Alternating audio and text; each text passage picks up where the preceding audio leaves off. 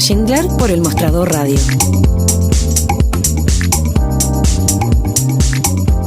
Con Copeuchi Inversiones alcancé la meta del pie para mi departamento. Y no soy experta en inversiones. Te presentamos Nuevo Copeuchi Inversiones, un sitio 100% digital para ayudarte a cumplir tus metas. Invierte en Copeuchi Inversiones desde 1,500 pesos, con bajos costos de administración que se acomodan a tu bolsillo. Es 100% digital, fácil de usar, te acompaña y tienes el completo control de tus fondos. Copeuchi.cl, el sitio donde todos pueden invertir. Infórmese de las características esenciales de la inversión en fondos, las que se encuentran contenidas en sus respectivos reglamentos internos. La rentabilidad o ganancia obtenida en el pasado por los fondos no garantiza que ellas se repitan en el futuro. Los valores de las cuotas de los fondos son variables. Es momento de avanzar en tu carrera. Estudia un posgrado de la Universidad Central. Nuestros programas de magíster te permitirán obtener certificaciones intermedias de 3 diplomados, todo en 1 año y medio. Atrévete a dar este gran paso de perfeccionamiento con la formación de académicos de excelencia e infraestructura de primer nivel. Visítanos en nuestra página web posgradosucen.cl. Postula ahora. Inicio de clases en abril. Posgrado Sucen Admisión 2023. Para los que buscan avanzar. En El Mostrador Radio continúa Al Pan Pan con Mirna Schindler. La conversación política que buscas para comenzar tu mañana. Bien, pues en lo que les contaba, ¿no es cierto?, se ha producido toda una situación compleja para el gobierno porque finalmente esta idea, lo que ellos han llamado este plan piloto, que pretendía, ¿no es cierto?, generar un balón de gas a precio justo, terminó costándole al Estado un balón de gas distribuido por ENAP, 117.000 pesos, aunque el usuario final pagó un promedio de 15.000. El hecho es que definitivamente es un negocio que desde ese punto de vista es inviable para el Estado, y queremos conversar de este tema y de otros, por cierto, con quien fuera biministro de Minería y Energía del presidente Sebastián Piñera II, además decano de la Escuela de Negocios de la Universidad Adolfo Ibáñez, y también fue ministro del Trabajo y Previsión Social de Piñera I. Estamos hablando de Juan Carlos Llobet, a quien pasamos a presentar. Juan Carlos, gracias por estar con nosotros esta mañana. Súper. Juan Carlos, ¿qué te muestra este hecho que ha pasado con el famoso Gas de Chile, el programa Gas de Chile, Gas a Precio Justo? Bueno, muestra varias cosas, ¿no? Yo creo que muestra primero la desconfianza de este gobierno en la capacidad que tiene el sector privado de resolver ciertos problemas, ¿no? La Fiscalía Nacional Económica emitió un informe muy duro hace un par de años respecto de cómo estaba la competencia en el mercado del gas. Y nosotros en ese momento en el gobierno presentamos un proyecto de ley para mejorar la regulación, arreglar los problemas que había identificado la Fiscalía, de forma tal de que la competencia en ese segmento efectivamente ayudara a los consumidores. Este gobierno, cuando llegó, retiró ese proyecto de ley que estaba en el Congreso. Hasta el momento no lo ha vuelto a ingresar, al menos en la porción que respecta al gas licuado, que es lo que estamos conversando. Y el gobierno optó, en vez de por arreglar las reglas del mercado, por imponerle, porque eso es lo que pasó en los hechos, a una empresa pública a que tomara un rol para el que no está preparada, ¿sí? Entonces yo creo que habla de una cosa que quizás podemos llamar ideológica, que es cierta desconfianza en el rol que tiene el sector privado a resolver ciertos problemas, y en una inclinación a delegarle ese rol siempre al Estado, cosa que hemos visto entre paréntesis en la Estrategia Nacional del Litio, por ejemplo, y en otras cosas. Sí, y Juan Carlos, vamos a ir, perdona, sigue nomás y ahí te voy a hacer la siguiente pregunta. Sí, y muestra un par de cosas adicionales que son importantes, creo yo. Muestra que el gobierno, a mi juicio, en este caso, tomó con cierta liviandad primero la generación de expectativas a las personas, hizo un gran anuncio con participación muy activa de personeros muy importantes del gobierno, anunciando que íbamos a resolver este problema por la vía de involucrar a ENAP, a pesar de que muchos les dijimos que ENAP no tenía capacidades para hacer esto bien. Entonces se manejaron las expectativas de la gente de una manera poco responsable, a mi juicio. Y también se debilitó el gobierno corporativo de ENAP. Las empresas públicas manejan muchos recursos, tienen gobiernos corporativos que hemos ido perfeccionando a lo largo del tiempo para que operen de manera autónoma, y aquí se interfirió en eso y se debilitó el gobierno corporativo y la reputación de ENAP. Entonces, es un episodio que, claro, si uno dice la matemática, dice no, 600 millones de pesos o algo así, no es gran, digamos, es mucha plata, 600 millones de pesos, no para cualquiera. Pero para las arcas fiscales uno podría decir no es tanto recurso, pero hay que cuidar los recursos públicos, ¿no es cierto? Y aquí no se hizo eso, una lástima. Claro, entonces mira, lo que quería como proponerte es que, claro, hagamos memoria, porque es importante siempre poner contexto, tal como tú lo señalabas, el 2021 la Fiscalía Nacional Económica emite un informe, ¿no es cierto?, un estudio que hacía un análisis de lo que había sido el precio del gas, tanto licuado como el gas natural, de 2010 a 2020, y determina que este es un mercado que tiene problemas de competitividad. Y además, fíjate que propone, yo no sé qué pasó con eso al final, tú me explicas ahí, que se prohíba tanto a Gasco, Abastible y Lipigas participar en la llamada distribución del famoso gas licuado. Entonces, ahí está el proyecto de ley que tú señalas, pero hay que poner el contexto, porque además no olvidemos, Juan Carlos, que el balón de gas de 15 llegó a costar más de 30.000 pesos en un minuto. Entonces, uno podría decir que detrás de esta idea había un espíritu que uno podría llamar, digamos, beneficioso o justo para precisamente las personas que tienen más dificultades. Ese es el contexto. Entonces, ¿qué pasó a partir de ahí? Sí, efectivamente, el mercado, a ver, un paso atrás, como dices tú, el gas licuado es muy importante para el 80% de las familias chilenas, que lo ocupan para calefaccionarse, para el agua caliente, para la cocina, etc.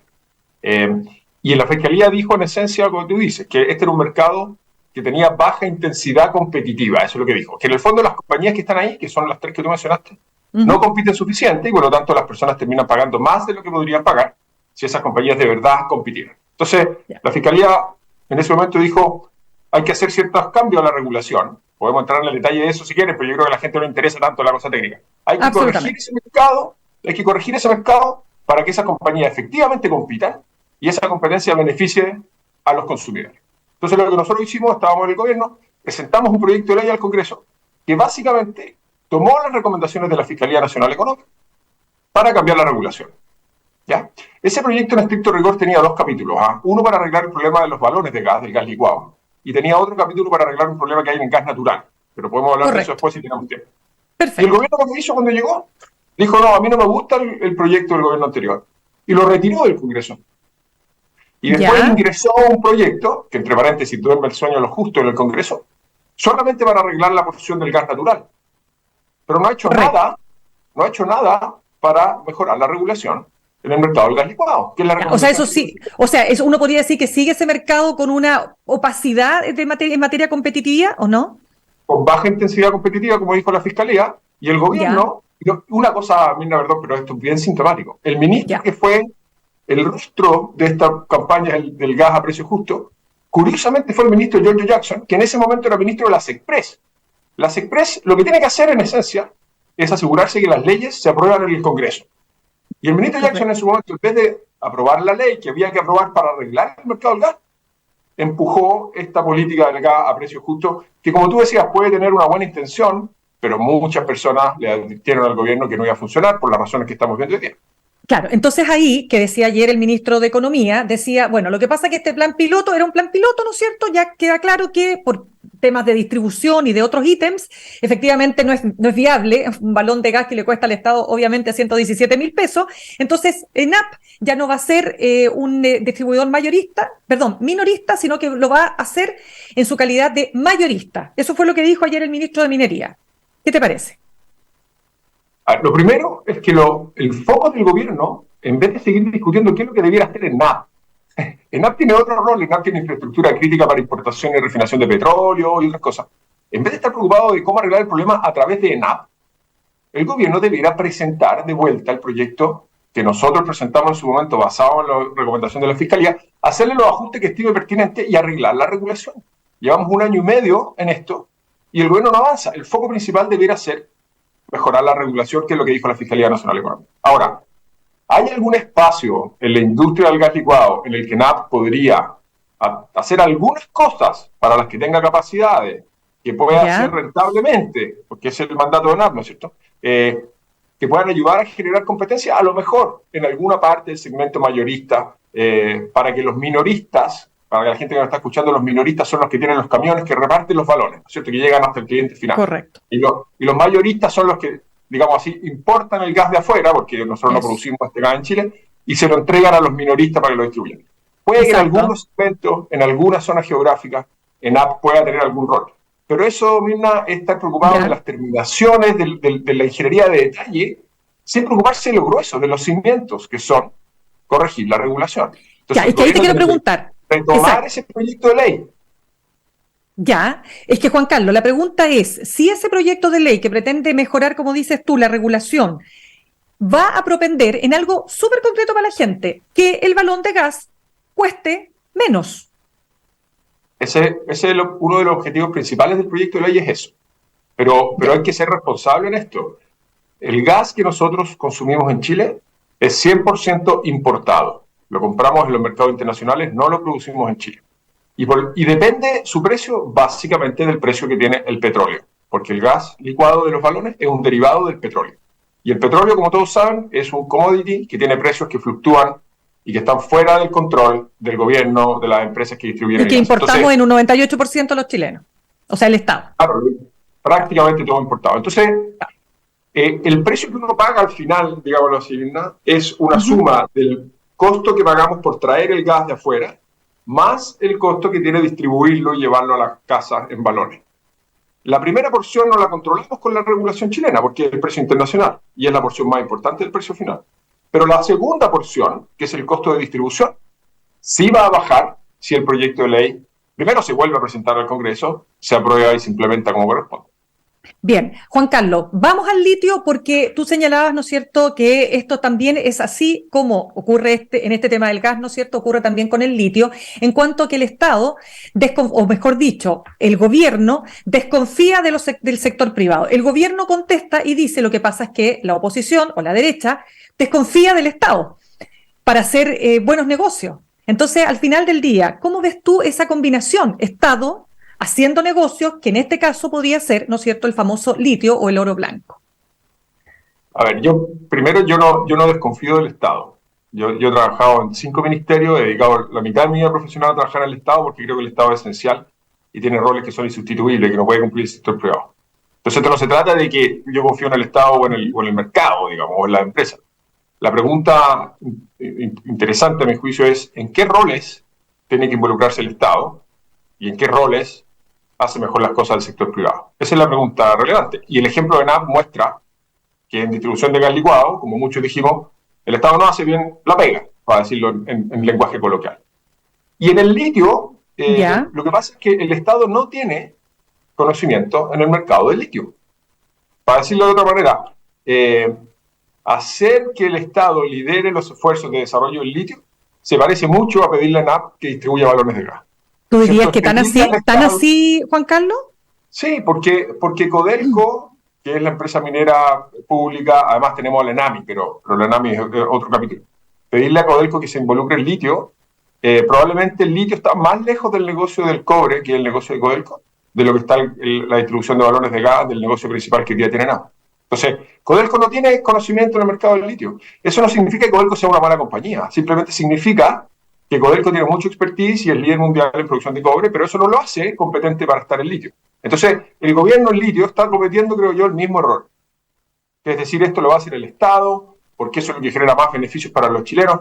Eso no es verdad. El Estado no tiene las competencias para ser exitoso en litio. Lo que tiene que hacer el Estado es asegurarse que tenemos muchos actores explotando litio, que eso se hace de manera responsable con el medio ambiente y las comunidades locales, y que el Estado captura una parte muy sustancial de esa renta, ¿no es cierto? Porque el litio es de todos los chilenos. Pero para eso no se necesita que el Estado controle las compañías. Controle. Pero mira, te quiero hacer la siguiente observación que dice Máximo Pacheco. Cuando se le plantea esto, de que no está preparado Codelco, dice, eso es no conocer a Codelco. Codelco ha demostrado tener equipos técnicos en las áreas que he mencionado, es una empresa minera, la Liga Mundial Internacional Codelco es la empresa más importante de Chile, y sus conocimientos mineros sí le permiten entrar en este negocio. Bueno, esa es la opinión de Máximo Pacheco, yo tengo una opinión distinta, pero para que esto no sea la opinión del ministro, del ex ministro presidente Pacheco, del presidente del directorio de Codelco. Del directorio de Codelco y la mía, veamos los hechos. Codelco tiene desde el 2018, hace 5 años, más de 5 años, porque fue en marzo de 2018, un contrato especial de operación para producir litio en el salar de Maricunga. Y no tiene nada que mostrar. ¿Ya? Ahí están los hechos, digamos, ¿no? Pasados 5 años y no hay nada que mostrar en litio de Codelco. ¿Recuerda? No se ha movido no se ha hecho una instalación, no se ha invertido $1, se ha hecho algo de exploración, lentamente, tímidamente. Entonces, ahí están los hechos. ¿Puede Codelco, en el largo plazo, contratando a la gente correcta, con buenos asesores, poco a poco construir capacidades para ser exitoso el litio, a lo mejor sí, pero los tiempos no están para hacer eso, Mirna, porque el ciclo del litio es un ciclo que no sabemos cuánto va a durar. El reciclaje de baterías va a empezar a suministrar una parte importante de la demanda mundial de litio, ¿no es cierto? Cuando las baterías antiguas empiezan a perder su vida útil, vamos a reciclar ese litio, entonces hay que aprovechar este boom, llamémoslo así, luego. Y no tenemos tiempo para esperar que Codelco, suponiendo que logre adquirir esa capacidad, lo haga. Juan Eso Carlos, sin comentar, Mirna, la NAMI, la NAMI es otro capítulo. La NAMI no tiene ninguna capacidad de operar apenas su negocio actual, pero... Absolutamente, pero en el marco de lo que estamos conversando, porque también se ha señalado de parte de un sector, por lo menos, ¿no?, en cuanto a que esta presencia mayoritaria del Estado de Chile en el control del litio iba a inhibir a otras empresas a participar. Hay una situación que se ha producido con Ford, ¿no es cierto?, que ha llegado a un acuerdo con SQM, precisamente, ¿no?, de cara a la distribución de litio para sus autos eléctricos, hablemoslo así. Entonces, la pregunta que te quiero hacer es la siguiente, o sea, si sabemos que en 2030 se acaba el contrato con SQM que tiene de arriendo, digamos, que tiene con el Estado de Chile. Me imagino que Ford tiene a la vista, ¿no es cierto?, esta perspectiva y sin embargo decide invertir y decide más bien establecer este negocio con SQM. ¿No es una manera también de señalar que para ciertas empresas el que el Estado de Chile tenga mayoría en el control del litio no es un inhibidor? Es una muy buena pregunta. Yo no conozco el detalle del contrato con Ford, pero lo que hay que entender es que SQM produce litio no solamente en Chile. SQM produce litio también en Australia, ¿no es cierto? Y de hecho, el plazo de vencimiento del contrato al 2030 hace que SQM no tenga hoy día incentivos para invertir en Chile, porque no tiene plazo suficiente para recuperar su inversión. Por eso está invirtiendo en otros países. Entonces, primero puede ser que Ford esté apostando a que después del 2030 SQM le provee el litio desde otro lugar, y tampoco sé, o no sé si información pública, si el contrato con Ford tiene un plazo que va más allá del 2030. A veces los contratos de suministro de litio son de plazos más cortos. No sé el caso del contrato de Ford. Ahora, yo en Mirna he dicho que creo que no es buena idea que Codelco controle una operación de extracción de litio porque no tiene la expertise, eso es lo que yo he dicho. Pero eso no significa que yo crea que no está bien o que tiene sentido negociar con SQM. Yo creo que tiene sentido abrir una negociación con SQM, porque ese contrato se vence muy pronto, no hay incentivos para invertir, SQM tiene mucho expertise operando y produciendo y exportando y comercializando litio.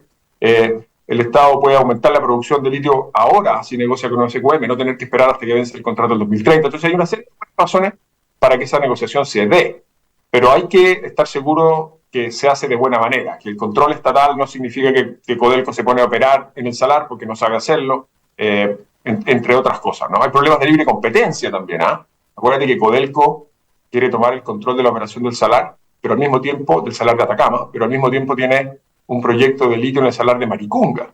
Entonces, si Codelco tiene dos empresas de litio y va a tener en un lado a SQM de socio, puede que tenga otro socio en Maricunga. ¿Cómo opera dos compañías que compiten entre sí, tienen minoritarios distintos?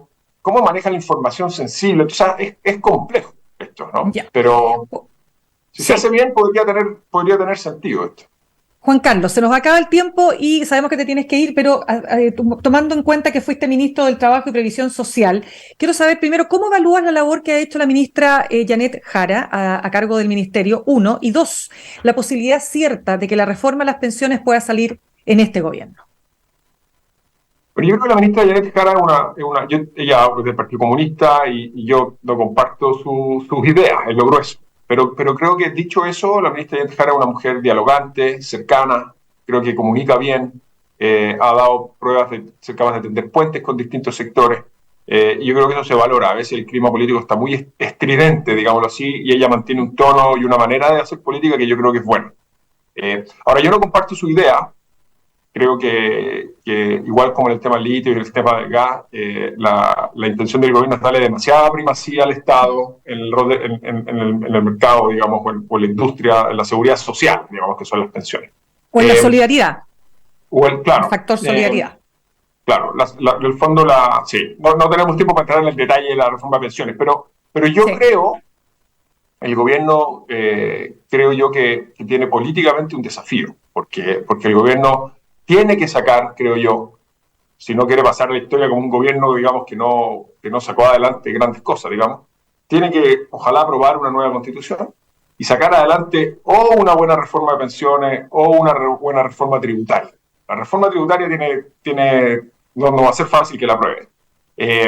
Y entonces yo creo que el gobierno tiene que sacar adelante una reforma de pensiones, digamos, porque además la constitución, que yo espero que se apruebe, y sea mucho consenso técnico, va a terminar siendo una constitución muy distinta, va a ser muy razonable, creo yo, pero digámoslo, va a ser muy distinta de la que tenía el presidente Boric y su coalición en mente cuando hicieron campaña y fueron electos, ¿no? Entonces tiene que anotarse un triunfo contundente. Y yo creo que esa es la principal razón política por la que el gobierno debiera ser pragmático en la negociación de una reforma de pensiones.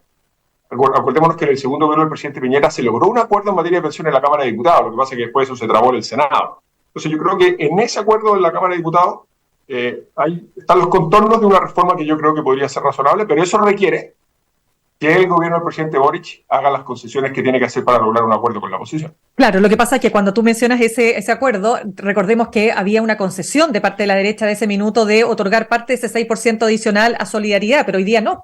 Hoy día el escenario ha cambiado y esa misma oposición, digamos hoy, está planteando que el 6% vaya enteramente a la cuenta individual y ahí está el problema, digamos, para llegar a acuerdos, ¿no? El nudo gordiano, ¿no? Claro. Esto es sintomático de lo que nos pasa a veces en el sistema político, porque lo que pasó en el Senado, en el gobierno anterior, es que el 3 y 3, digámoslo así, 3 a cuentas individuales, 3 a solidaridad, que era el acuerdo del gobierno en la Cámara de Diputados, después el Senado sintió que las aguas parece que se estaban moviendo hacia la izquierda y dijo, no, ¿saben qué? Pongamos toda solidaridad, ¿no es cierto? Leyó mal el momento político y después el péndulo se movió al otro lado y hoy día la derecha. Entonces todo hay que... Entonces, el desafío del sistema político, y esta es la razón por la cual yo creo que hay tanta distancia entre la ciudadanía y los políticos, digamos, y yo me considero alguien que ha estado mucho tiempo en política, así que no lo digo como una crítica a otros, ¿no? Es como una autocrítica. Es la capacidad que tengamos, no de caer en la tentación de aprovechar una contingencia política que parece que nos favorece para anclar las banderas exactamente lo que nosotros queremos, sino que ser capaces de hacer concesiones para lograr acuerdos que sean duraderos en el tiempo.